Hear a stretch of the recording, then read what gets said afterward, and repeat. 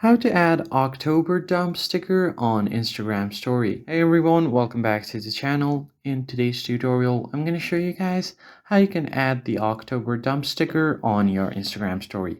But before we begin, don't forget to hit the like button down below and subscribe to the channel.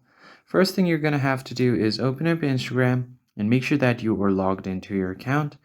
Now, the first thing you're going to have to do is tap on your profile icon, and if you have any stickers that are already on your highlights, you're going to have to select those. But if you don't have it, what you can do is tap on the search bar and then head over to this account right here, search for this account, and on the highlights you'll be able to find different months and their stickers.